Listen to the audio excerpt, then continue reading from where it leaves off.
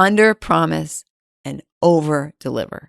So people come, they think, oh, this is going to be great. And then they get there and it's like, this was fantastic. Oh my God, I was expecting like it was going to be good. I thought it was going to be good, but I had no idea it was going to be so cool. Take the time to build a little guidebook. They have this opportunity for guidebooks. And I promise the time that you spend putting this guidebook together, where's a good place to eat? What's close by? Where's the transportation? Where's the grocery store? The time you spend putting that together, you will save it 50 times over answering the same question over and over again from your guests.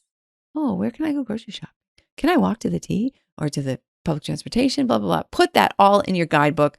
And if they say, oh, that's all laid out in the guidebook. If they do haven't asked the question, say, did you see the guidebook? Here's a link, and just shoot them over there. I recommend that you, again, under-promise your neighborhood. So if there's anything that could be, is there any noise? Are there dogs barking? Are there, sketchy characters out after hours? Are there bars nearby?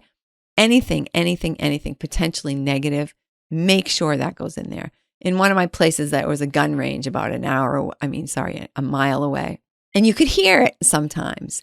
And so, I let people know that because before I didn't think about it, whatever. I didn't really worry about it. And then someone said, gee, I have, we heard gunshots the whole time and it made people uncomfortable and stuff like that. I mean, think about it. You might have somebody with PTSD who's spending the whole time in having a bad time and a bad reaction because they keep hearing gunshots and they think they're back, in a war zone, So just try to be really sensitive to people, smells, sometimes there are just things you can't even imagine. Like you always think that everybody's like you. Okay. Everybody's not like you. You're like, it's not that loud, or I'm used to the traffic, or, whatever. Who cares what you're used to? Okay. If anybody in the world might find the traffic noise too much. If anybody in the world might not be able to sleep with a lot of light in the room. I actually stayed at a place where there were no curtains. No curtains. I'm really so sensitive to light. I was awake the whole flipping time.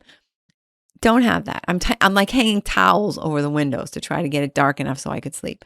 So just really think about like the most anal, the weirdest, the most freaky person that you could ever stay there, and just make sure that person would still be comfortable in your house, and you'll be much happier. So make sure you fill out all the options. I know it's going to take a while. And I found like when I first set up a place, I feel like I've answered all the questions. And then I go back into it and there's like all these more questions. So I don't know why that is, but go back into the listing several times and make sure you've edited and looked at and checked out every single section. Very important. Make sure that people understand if anything at all is going to be shared. So if there's a shared bathroom, a shared entrance, a shared yard, a shared pool, some people might think, I know in Cassie's episode, she was saying that they had stayed at a place and they thought that they were going to have access to the pool because the owner said, we have a pool. But then the people who own the house, they were there the whole time playing, and they were just like, well, it's not really a pool I would go into, there's full of other people. So make sure people really get like anything that's shared, make that really clear. No matter whether they have access to your kitchen or not, or other rooms, try to make sure that they can stay in their room as much as possible, because some people prefer that. So give them a coffee maker, maybe a microwave, or, maybe not a hot plate. I don't know. People and municipalities are funny about something that could be a stove.